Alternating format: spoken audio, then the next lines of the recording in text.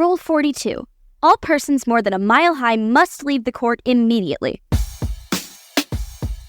1, 2, 3, 42.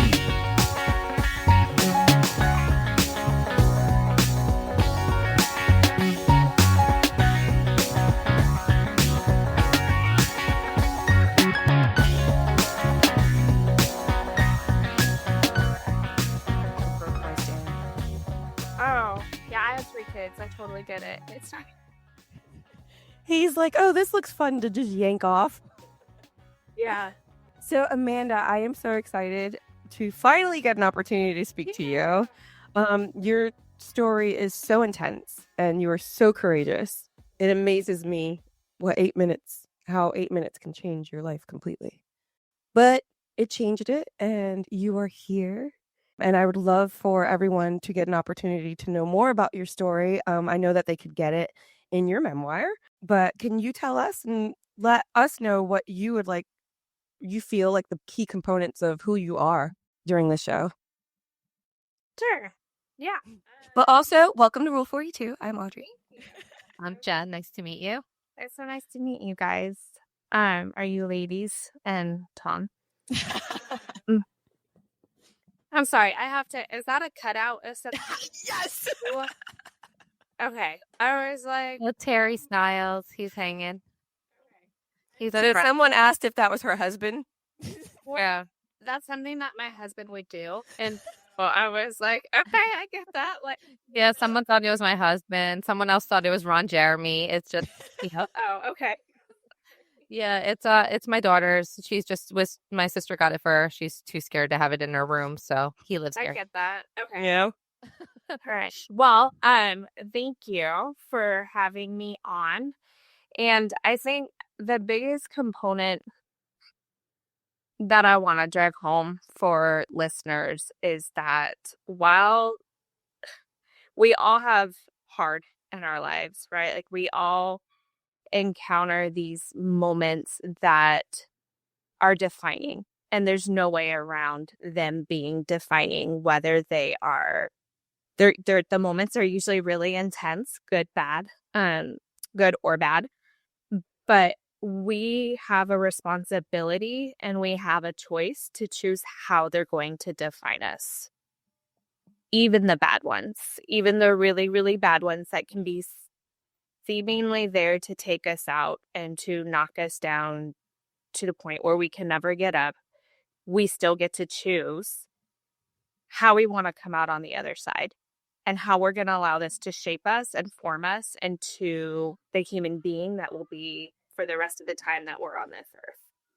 Absolutely. And I think it's super important to point out the choice. You choose things. You may feel like something was taken from you, but it's still a choice on what you do. That's so big.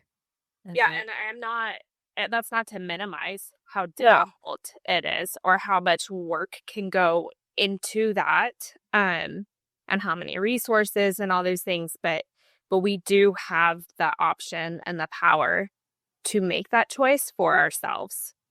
And ultimately for me, it was to make that choice for the people that were still in my life and who continued to stick around also, so that I could be the mother that my children, that my daughters deserve to have, the wife that my husband deserves to have, but also so that I could be the mother that I deserve to be and the wife that I deserve to be.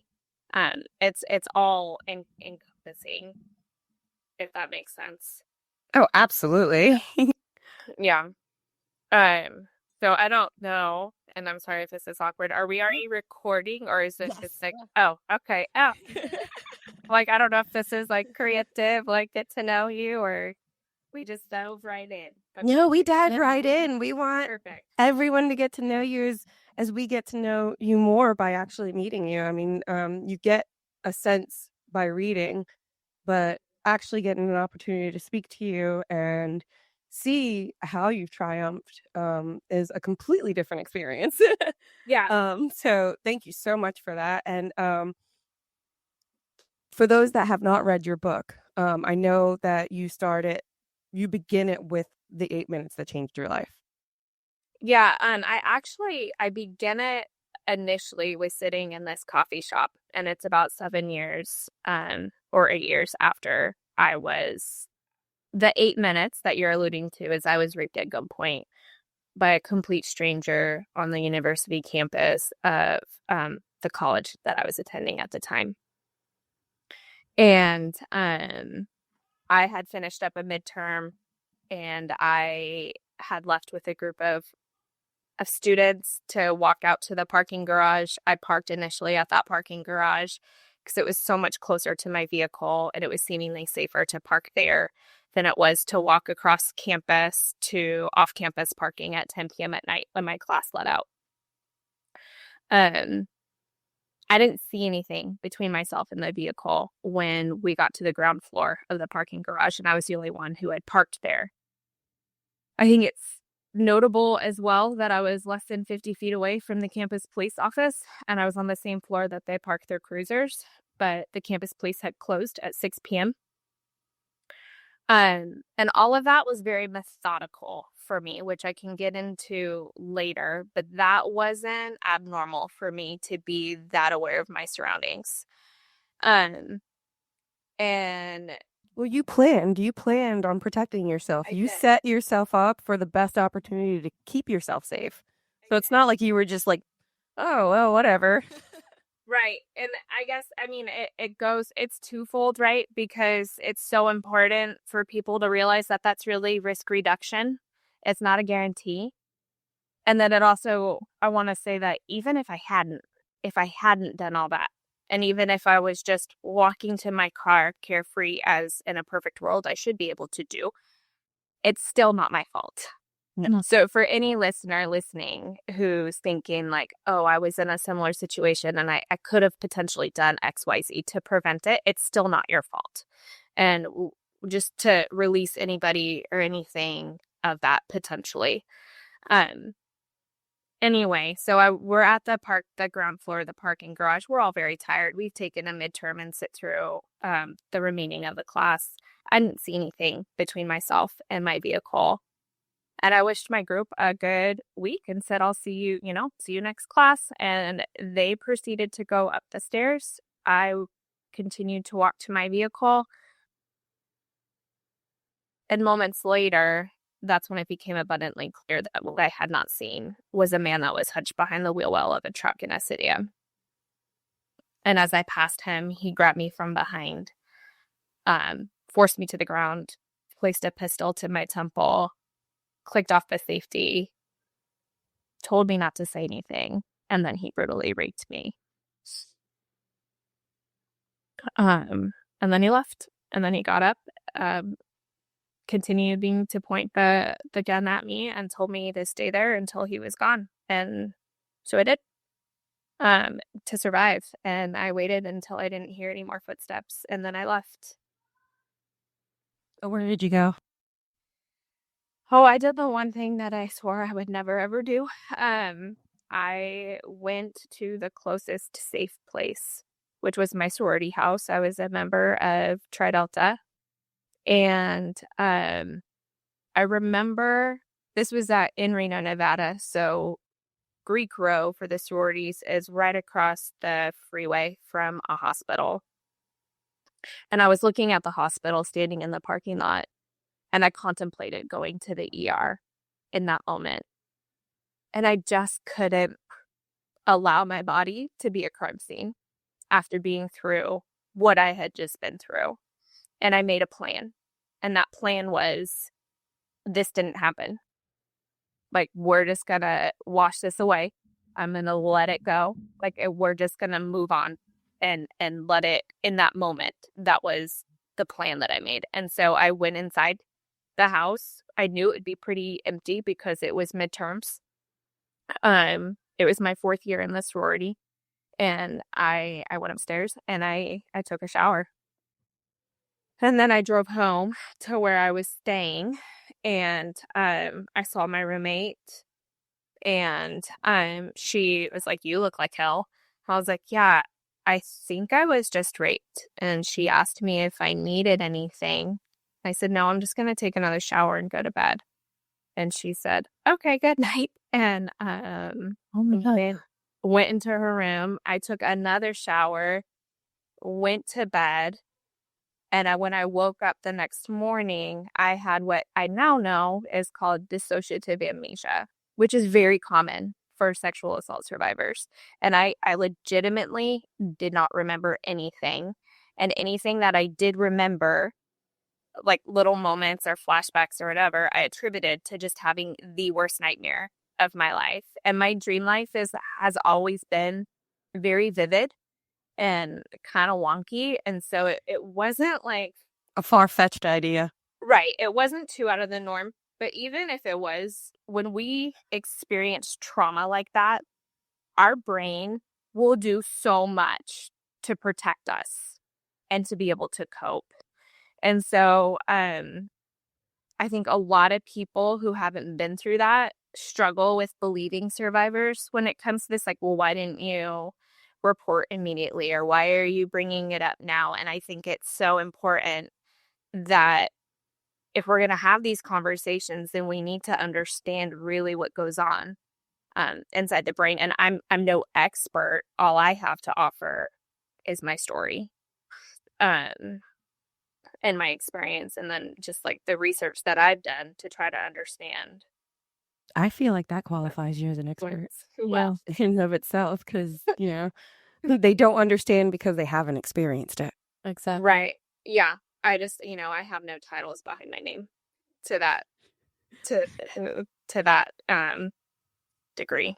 But so, I shared with you a whole lot more than I normally share on a podcast with my story. Yeah. But, so my book actually opens up with me sitting in this like little coffee shop, and This is the 7 years later after this incident occurred. yeah. And, I survived. I survived. My attacker went on to murder his last known victim. He murdered and raped his third known victim, and he's now sitting on death row in Reno, Nevada. So this is after him being at large for 14 months after my attack. When the third victim went missing, that's when my roommate went forward and said, like, hey, I think that who attacked you is the same person, and you need to file a report. And she was the one who initially reached out to the detectives. And when they came to me, I was cooperative, but I was very much under the impression that I'm going to tell my story. They're going to think I'm a crazy person, wanting attention and to be attached to this. And it's going to be dismissed and we'll just be done. And they really believed, the detectives said, hey, we really think it's the same guy. We think you got a pretty good look at him. Are you willing to sit down with a sketch artist? And I said yes, begrudgingly. I sat down with a sketch artist. That rendering was plastered all over Reno, Nevada, and the northern Nevada area. He was captured 14 months later when he came back into the state. And so I'm sitting in this coffee shop. I've got 3 kids. And I'm just kind of reflecting off of everything that I've survived, because I survived. I was left alive, but I wasn't really living. I was numb. I was detached. I was just kind of Dissociated. yes. And while I was doing advocacy work, because at the time of my attack, I had my concealed carry permit, and my intention isn't to get totally political at the moment, but I had my concealed carry permit, and You protect yourself. Yeah. That is okay. You're right. I wasn't allowed to have my firearm on campus because it's illegal. And so that's why I didn't have my firearm with me that night. And so 2 years after my attack, I started this advocacy work because I just didn't want anyone to ever have to live with what I was living and to carry what I was carrying. Because the reality is that if I had had my firearm that night, while I wouldn't have been able to stop my attack from starting, I could have stopped it while it was in progress. And as a result, 2 of the rapes would have been prevented and 3 lives would have been saved. Because when you go through something like that with sexual assault, it affects every single layer of our being. There's this misconception that it's this event in our life that begins and ends and then it's over, but there's not a single layer of my being that was left unscathed that night. And so there was this misconception of people around me that I was really thriving. And they would say, wow, you're such a survivor. And I hated that term. I hated it because surviving in the dictionary means to continue to exist. And yeah, I was continuing to exist. And while survivor for a lot of people has this empowering connotation, for me, it didn't. Because the reality is that had he known that I could identify him to the extent that I could, he very likely would have killed me. Yeah. And so it just had this like different weight. And I realized that I wanted to do more than just survive, but I didn't know if it was possible. And I didn't know how I was even going to begin actually surviving, like actually living beyond just surviving. Like, how was I actually going to attain this full life that I desired for myself after while carrying this huge, seemingly insurmountable weight with me? And so that is, I mean, my book really just outlines the entire journey for me, that I continue to live because it is a lifelong journey. It's not over. I wouldn't say that I have fully arrived. Maybe to some I have, but there's always more layers to grow deeper. There's always room for growth. There's always room for improvement. And then just as I enter different stages of life, more things come up, especially with my children. I have 3 daughters. And so as they get to certain ages, it's having to revisit that and heal, as, you know, while trying not to vicariously traumatize them as well. Which is a very hard thing because a lot of our experiences tend to inadvertently get transferred to our children because we're trying to prevent them from having any negative experiences that we've had. And in doing so, we end up inadvertently transferring our trauma to them. Right.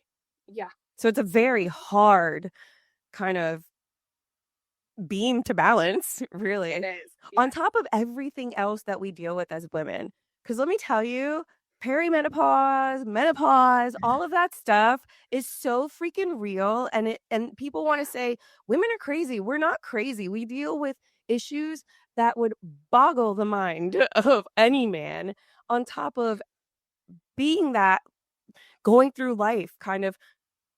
I have had a lot of sexual trauma through my life, and I have 7 kids. 3 of them are girls. So it's very hard when you're trying to make choices for them. Hey, can I spend a night at this person's house? But you don't want them to be like, you're like, they could come over. Yeah, we usually do sleepovers at my house. We're like, everyone is welcome here. You all come And here. I will literally, I've communicated with parents. I'm like, hey, they're more than welcome to come over here, but if you do not feel comfortable with my boyfriend being here, who has been in their life there, and it's their biological father, he can leave. He could just be the girls. Because I don't want them to not get a chance to grow and experience life because of things that have happened to me. But I do want to protect them as much as possible. But again, it becomes something inadvertently so now it took forever before they were ever able to sleep at anyone's house. Well, I think it's the same. And I think like to that point, it is this balance of when we know more, like when we know better, we do better. And we're in this era where people are talking about their trauma and the bad things instead of just sweeping it aside, which is a good thing. It's a good thing, right? And so when we know more, we're able to make more informed decisions for our children. And we have very open, honest communication with our children of like, hey, in our family, we just don't do sleepovers because in our family, we sleep in our beds. It's mom and dad's job to keep you safe. And the best way we can do that is when you're in our house. So we have come up with a compromise of a late night. You can have a late night. You can stay at your friend's house until they're older now. They're getting older. So my 14-year-old can stay until 11:30. I'll come pick you up. But I mean, really, what are you going to be? Why do you need to sleep in someone else's bed? Like, until you can give me a really good reason, then we just don't do that. That's valid. And that, yeah, completely valid. And then the other flip side though is I'm like, sure, your friends could stay the night if their parents are comfortable with that. I have no problem with that at all. And I'm just very honest with people about like, hey, like I'm sure you're great, but unless we know, there's very, very few people that our children will stay the night at. And we have to know mom, dad, and all the siblings very well in order for that to even be a consideration. It's so crucial. You never know. That's the problem, is you never know what's going on in other people's homes. You don't know who's there with them. There's just so many factors that you always. People are very good at hiding who they really are.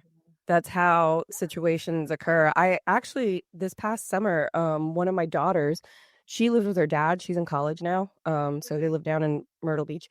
But her best friend from when they were really little, her dad was going to send her down to stay with my daughter and her father. And I found out about it and called him and was like, absolutely not.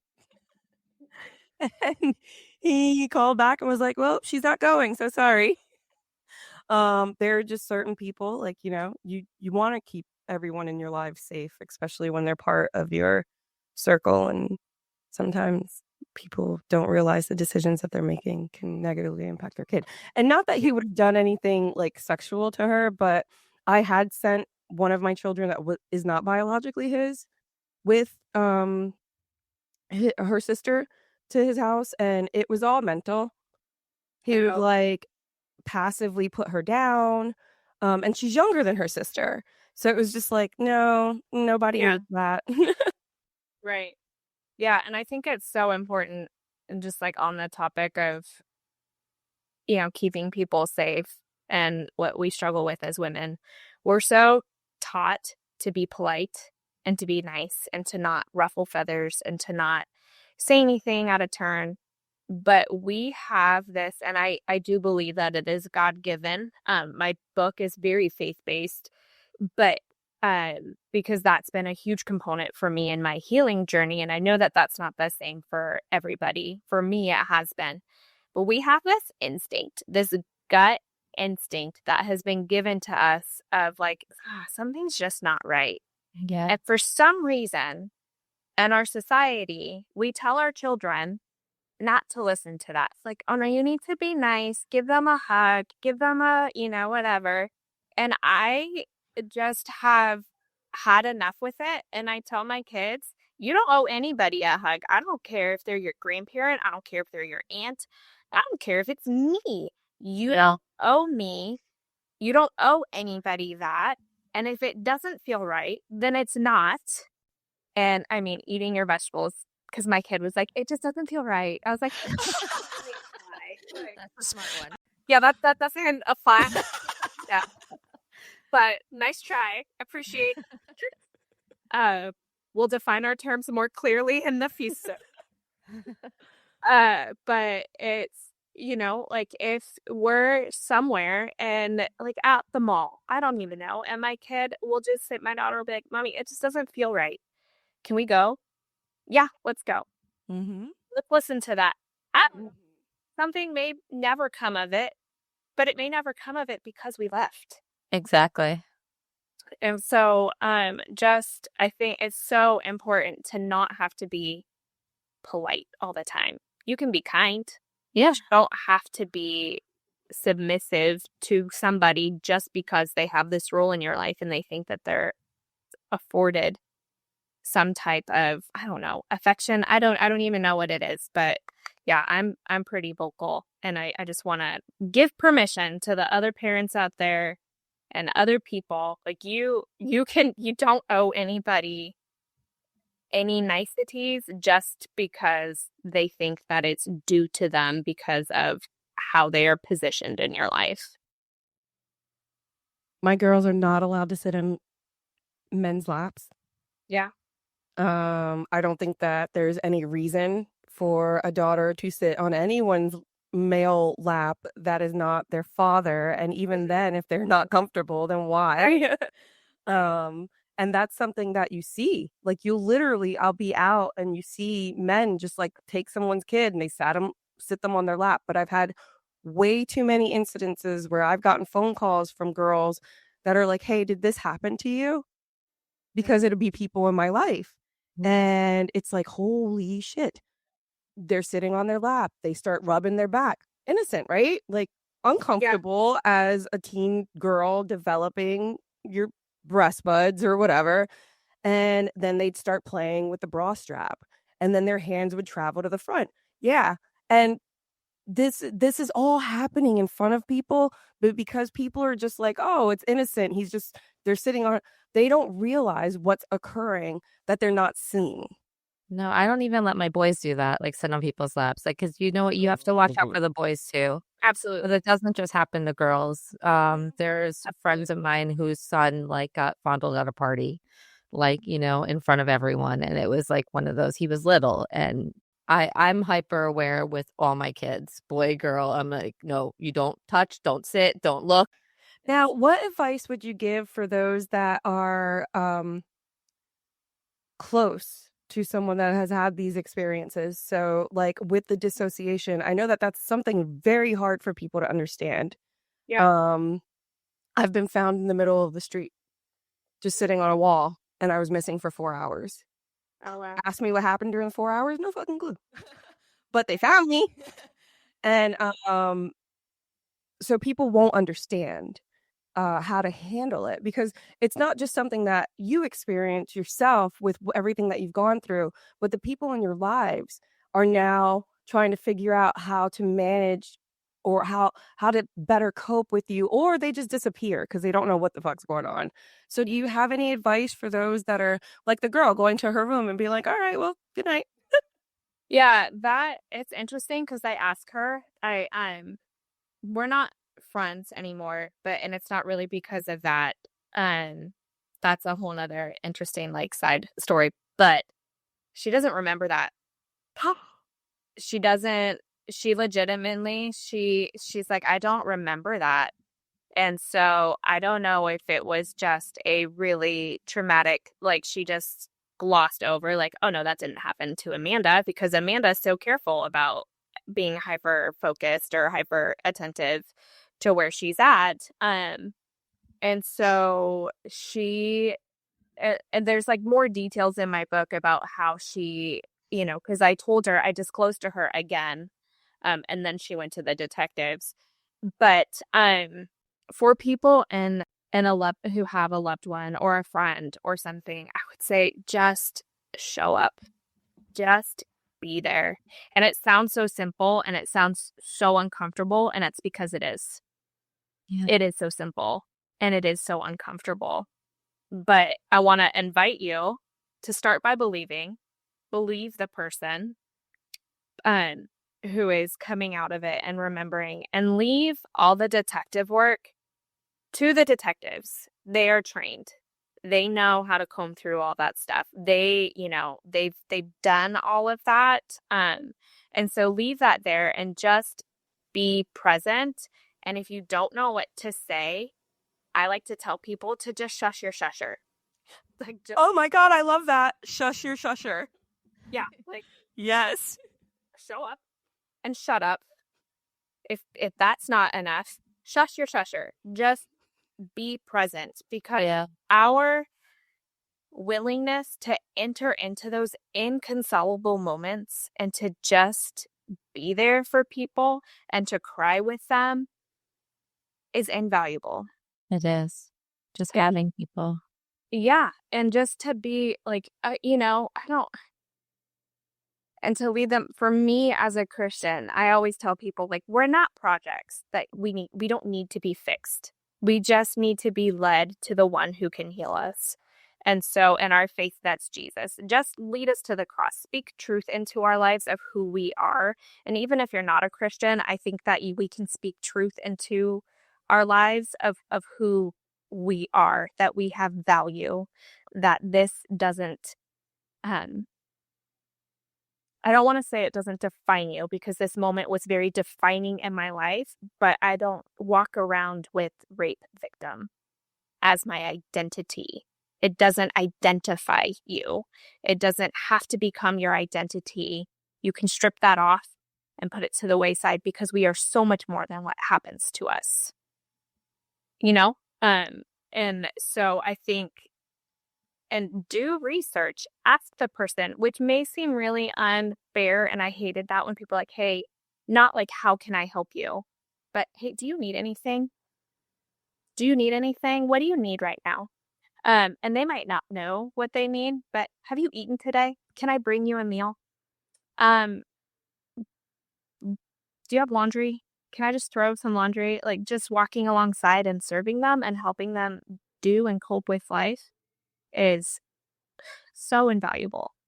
And then rejoicing in the small victories and sticking with them, and not continually, like, every time you see them, hey, Yeah. you know, like, we don't need that. Like, treat us like you're gonna break. basically, yes.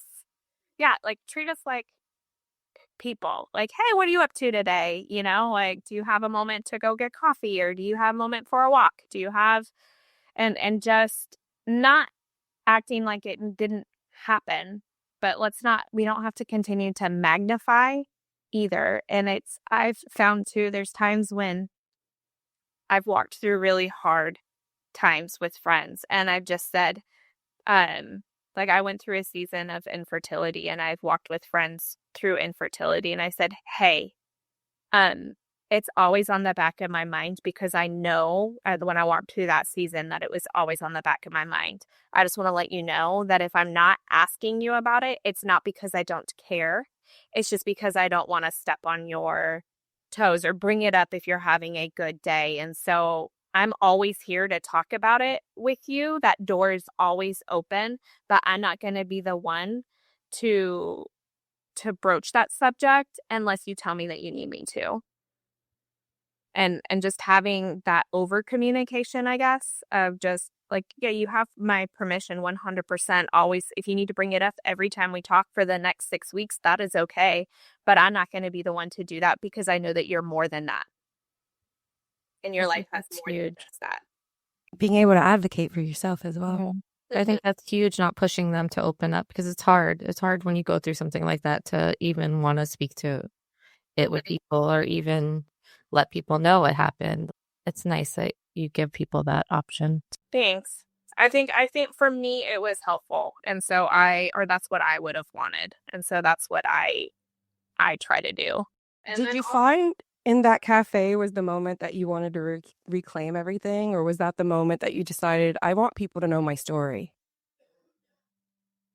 I think that was the moment. It was actually the day before, when I was at the park with my girls, and my youngest was like 6 or 7 months. So I had a 6 or 7 month old, a 2-year-old, and a 4.5-year-old. Ooh, they're close. Yeah, they're all. I have them all within 4.5 years. And so I just remember hearing that pure laughter. That's like the sweetest sound of childhood, you know? Yes. And I wanted so hard to really relish in that moment with my children, and not just float through it, because I had prayed and longed so hard to be a mom and a wife, and here I was, and I just wasn't enjoying it to its fullness that it has, because it's exhausting having that many babies. Oh, I'm not gonna lie, it is. It's very exhausting. And I fought so hard to be emotionally present with my children, and I was exhausted. And I just thought that this can't be all that life has to offer after this. Like, this can't be what Jesus came and died and rose again for me to reclaim, like to have, and this can't be the full life that he desired for me. And so it was in that cafe that it's in my book. I opened my journal and I wrote out this prayer of like, I don't even know how this is possible, but you promised this in the Bible. And so I'm going to hold you to it, and like I'm going to wrestle with you to figure this out. Um and so I wouldn't say that that's when I wanted everyone to know my story. I would say that I probably still don't want everyone to know my story, because there's so much vulnerability in it. But through the whole process, I've just held it with open hands and have just, because the other promise that I'm holding God to is Romans 8:28. And that says that we know that God works out all things for the good of those who have been called, who love him and have been called according to his purpose. And while I don't think that God desired this to happen to me, he didn't ordain it. It didn't catch him by surprise either. And so while I don't necessarily see the good that could come out of this for my life, he is faithful to his promises. And so I'm going to be obedient in trying to see what good can come out of this, if that makes sense. And so I've just always held it open handed. And as I've received more questions from people and I've had advocacy work, people kept telling me like, oh, you should really write a book. You should really write a book. And so I finally had to sit down and write my book. And that means now that everyone is going to know my story. It's with the hope. It's twofold. I kind of wrote it for my 22-year-old self as a resource that I really wish I would have had when I was 22 and I was walking through this. And to just let other people know that it is possible to live just beyond floating numb through life in a numb state.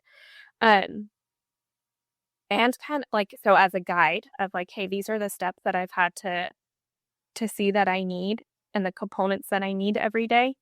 And then it's also information for people who are walking alongside individuals in their life who have been sexually assaulted or have sexual trauma. And so they always say like, your book is never for everybody. But I actually think that my book is, because whether or not you want to acknowledge that you have someone in your life who has had sexual trauma, you do. Whether or not you know it, they are in your life. And whether or not they disclose it to you or not, it's a pervasive issue in our culture and in our world. And it needs to be addressed in a meaningful way. And I'd like to point out that earlier on you had mentioned that your friend had come up to you and said, I think that this is related to these two incidences that had occurred. If you had not found the strength, which not everybody does, to actually go in and speak to, because just because she said something doesn't mean that you had to stand up and go, yes, this did happen to me. Yes, I will cooperate. Yes. So you don't know how many lives you saved after that.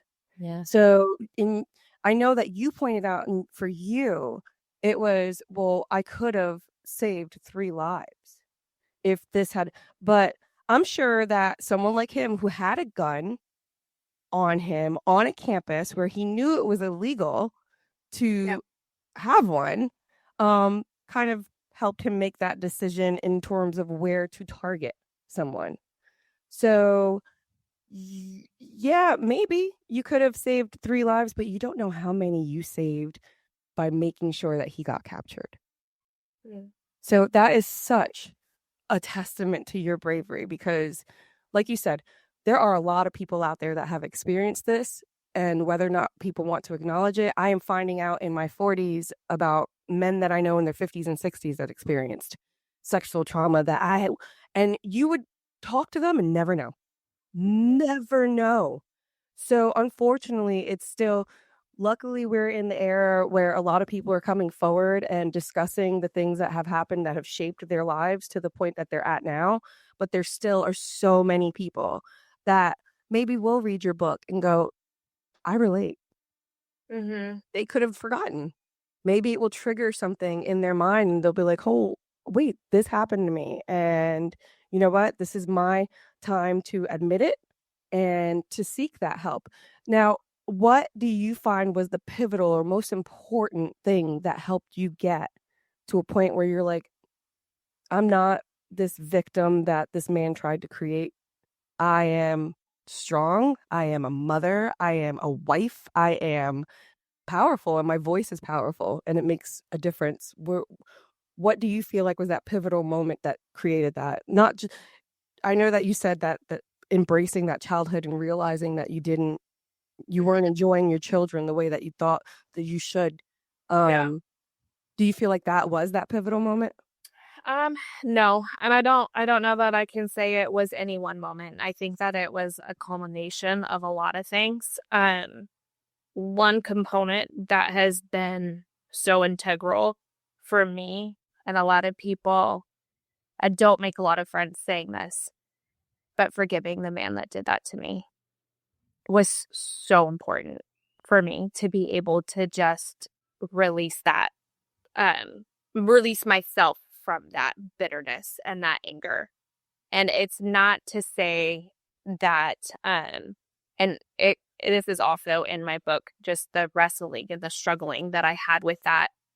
But during my impact statement, during the sentencing portion of the trial, I told him that I forgave him and just said, like, I forgive you, not because that you've earned it or that you ask for it, but I forgive you because of what Jesus did for me on the cross. And you no longer get to carry that. Like, I no longer carrying that weight that you have bestowed upon me anymore. And so my prayer for you, Jinx Bila, is that you spend your time in prison becoming the man that God designed you to be instead of the monster that you've allowed yourself to become.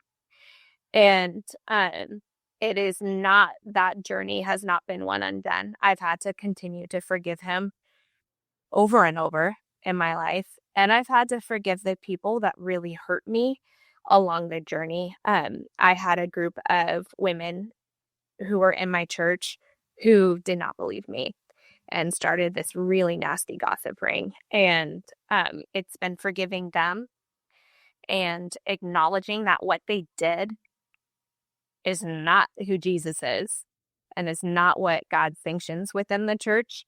But what they did said a whole lot more about them than it did about me.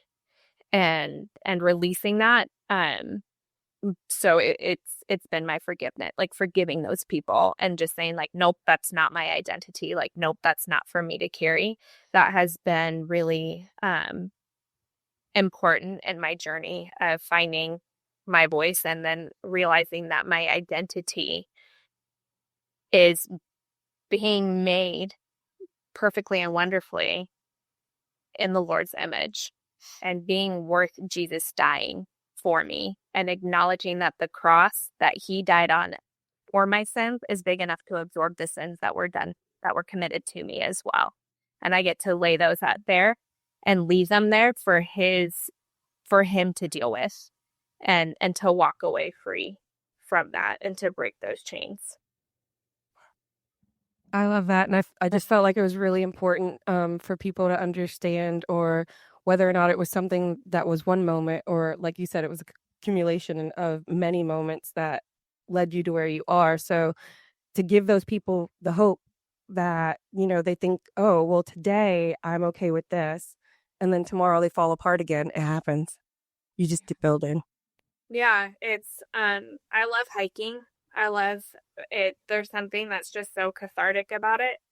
Yeah. You embrace it. You are becoming one with God, what God gave us, and that is the world that we live in and the planet that we live in and the beauty of it. And I love nature. Amanda, I just want to ask you a question because you mentioned forgiveness, which is incredibly important. But when did you forgive yourself? Because a lot of times people who have this experience can't forgive themselves. So when did that happen for you? I don't know. I mean, I know I have, and I think that there's still times that I still struggle with that. It's like a continual journey. I think it's probably in the process of writing my book, to be honest, is when the writing my book took about 3 years when I finally sat down to really do it. And it was because there was points where I came to my book and I'm writing to the reader or, like, oh, this is what you need to do. I'm like, oh, but I'm not doing that. Or that's still really hard for me. So I should probably pause and figure that out before I, and to the best of my ability anyway, and then come back and revisit that. And so, yeah, it is, I think it's such a good point that we do need to forgive ourselves, because my journey or my situation is atypical in that I didn't know my attacker. A lot of people do.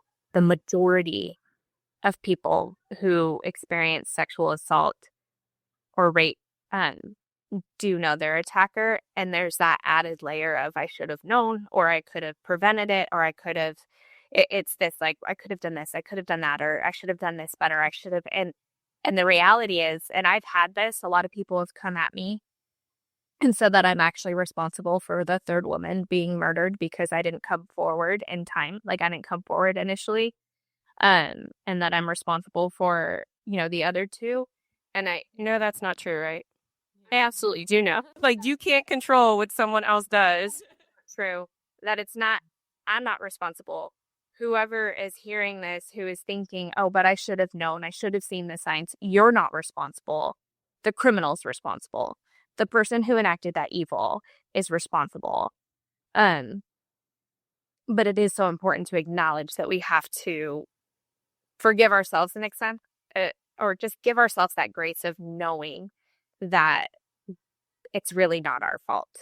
And then just in the hiking, like, analogy of back to that, when you're going up a mountain, it's not like straight up. It's circular, or the path is twisty, windy. And so it may look like at certain points in your hike, like, I've been here before. I've seen this. Like, why am I here again?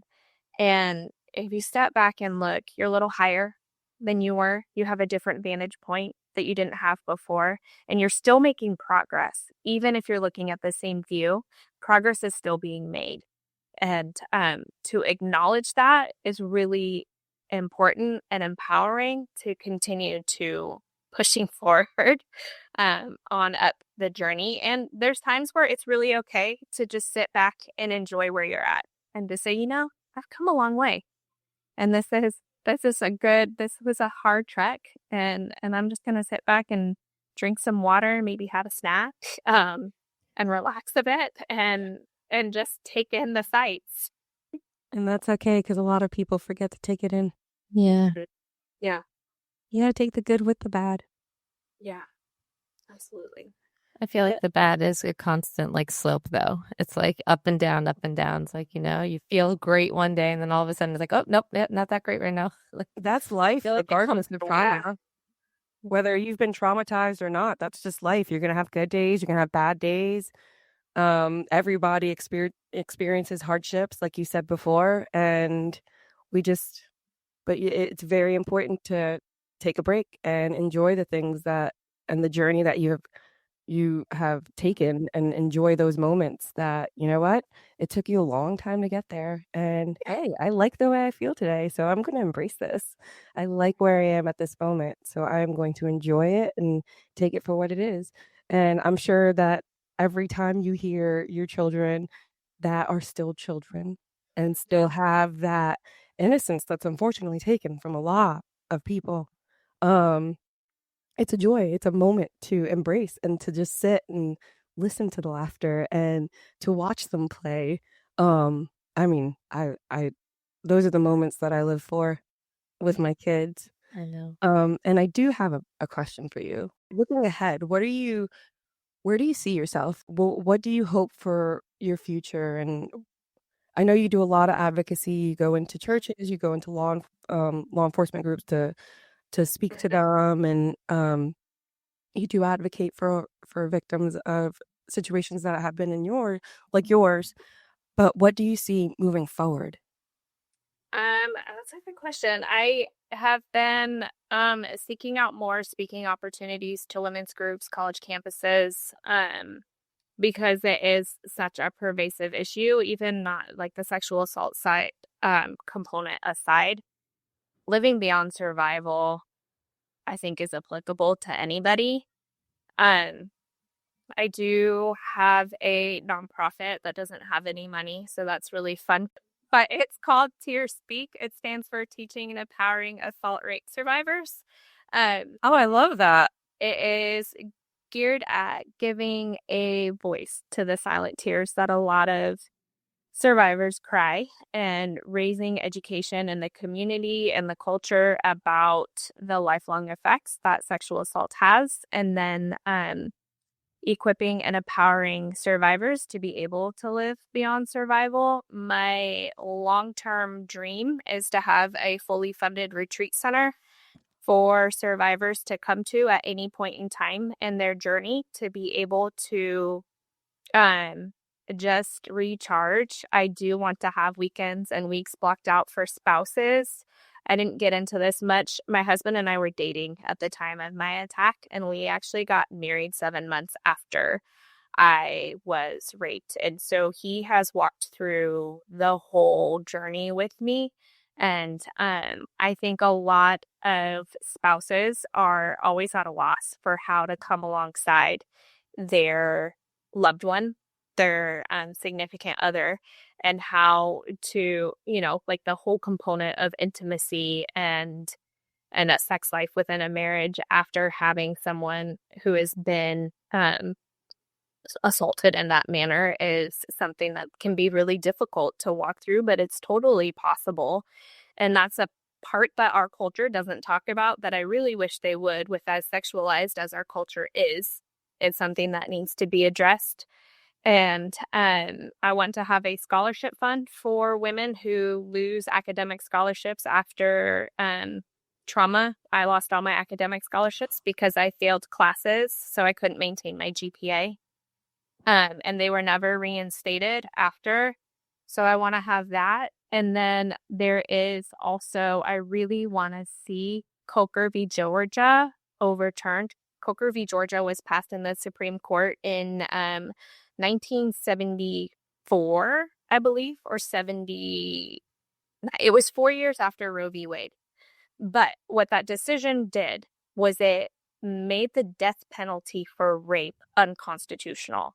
Up until that point, the death penalty was allowed for the crime of rape. And so Georgia v. Coker overturned it and said that it was a violation of the Eighth Amendment because it fell under cruel and unusual punishment because, and I quote, the rapist doesn't take a life. And so I'm going to probably maybe ruffle some real feathers right here. But the biggest thing, why that's attached to me, or why that's so significant to me when we talk about Roe v. Wade, is when we talk about Roe v. Wade, everyone always talks about, well, what if a woman gets raped? And I'm really tired of hearing about wanting to maintain the right to an abortion for rape if we're not actually going to address the issue of rape. So if we really care about women being raped, let's overturn Georgia v. Coker and have the death penalty reinstated for the crime of rape. It's all about consequence. If there's no consequence for your action, why would you stop? Right. Exactly. And the only reason, like, that my case is so atypical, in that I never have to worry about my attacker walking the streets again. He's serving 4 consecutive life sentences on top of a death penalty. As he should be. I agree that, and that's a good thing, that he's never going to be allowed back out into society to hurt anybody else, but that is not the norm, and it should be. But the majority of even convicted sexual assaults, the jail time is a slap on the wrist. I've seen times where it's time served. Yeah. They will find them guilty Mhm. of the assault and it's time served. They do not serve any more than what they have been in during the trial process. Yeah, which is It's crazy. it's a spit. I mean, Absurd. It's absurd. But and then what that does to the victim and the victim's family, like, what does that tell them about what they're worth? That it doesn't matter. And it does. Mhm. Like, it should. And speaking to a comment that you made regarding how it impacts the partner, It's not something that's discussed because and it is something that should be. Um, because it's not discussed, let's discuss it. I have had times when I am intimate with my partner and I have literally been like in the middle of everything. Stop. I can't. My head's in a bad place. And I'll start crying. And I have been very blessed to be with someone that will simply stop. It doesn't matter what or where he is in the process and will hold me. And if I don't want to be touched, because sometimes that happens, and it's like they will back up and they will wait for me. He will wait for me to be ready. And it's so important to know that the minute I say stop, everything stops. Yeah, absolutely. And it has nothing to do with him. It doesn't mean that I don't love him or that I've now placed you as my attacker. No, it's just I am back in a moment that I don't want to be in anymore. And Right. it's a healing process. Your whole life, it's a healing process. Yeah. And you never know when something's going to trigger you. So it could be something as simple as like you just scratched me in an area that I've been scratched and it did not bring a good memory back. And now you're stuck in a moment that you don't want to be in anymore. And it has nothing to do with I don't not love him. I don't look at him and see this other guy. Like I see you. I know it's you and I love you so much, but I cannot do this right now. And Right. then things could be fine or you take a few weeks or whatever, but it is a healing process. So to have them say that a life is not taken, fuck you. A lot of lives are taken with an action. And just because you're physically here does not mean it has not taken so much from you in terms of how you communicate with the people around you, how you raise your children, how you interact with your family, how you behave in crowded spaces and when a lot of people are around you. How is that not taking a life? You just took a life that I should not have to be experiencing panic attacks from 5 people being around me because they're too close.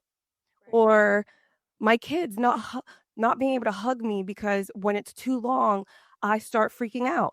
Like, how is that not taking a life? You just impacted so many lives in that one. So it's just, Yeah, I'm right there with you. So I want to thank you so much for being here with us. And I want to know if anyone needs to reach out to you. Also, for those that maybe want to be a part of donating to your foundation, how would they do so? And what would be the best route for them to take? So they can find me on all the socials, well, on Facebook and Instagram. It's the Tears Speak 07 is the handle, just all spelled out, Tears Speak 07. If you want to put my email in the comments, acj@amandacollinsjohnson.com would be wonderful. And yeah, I'm always available to talk to people. A lot of my work now is a lot of one-on-one work with people that I meet because I homeschool my children, and yeah. I wish I had the patience to do that. I do not, but I would love for my kids to be homeschooled. Love it. Yes. Thank you. And so it's, yeah, a lot of like what I fired off to you about what I see in the future. I don't know when or how, but it's a dream of mine. And so I know that I'll just take the next step as they come and it'll get there. And it's so important Yes. that you have that dream, that it's very vital to always have something to look forward to, because we could always look behind us. Hindsight, it's there for a reason. But there's so much more to live in front of you. Yes. Absolutely. And one more time for those that are unaware of Amanda's book, it is Beyond Survival: Reclaiming My Life After I Survived Rape. And it is a very powerful memoir and completely recommended. So Thank you so much for sharing Yeah. your journey, for being an advocate for those that do not have the voice to do it for themselves. And I'm so happy to see you where you are, because so many people can just Thank you. become a shell of who they could have been. And you are a amazing mother to children that actually get a childhood, and that's something that is taken from so many so quickly. So thank you for that too. Oh, thank you. Thank you so much for your time. It was so nice. It was great meeting you. Thank you. Great listening to your story. Thank you so much. Yeah, thank you. Thanks for having me. 1, 2, 3, 42. Rule 42 is hosted by Audrey Cruz and Jen Burke. It is produced and edited by Tom Smith. The opening song is Rule 42 by Eddie Carr. Rule 42's artwork was created by Aubrey Cruz. And I'm your announcer, Molly Smith. Thank you for listening to Rule 42. We hope you enjoyed the show. New episodes premiere every Thursday on all podcast platforms. Please subscribe, share the show, and leave us a 5-star review on Apple.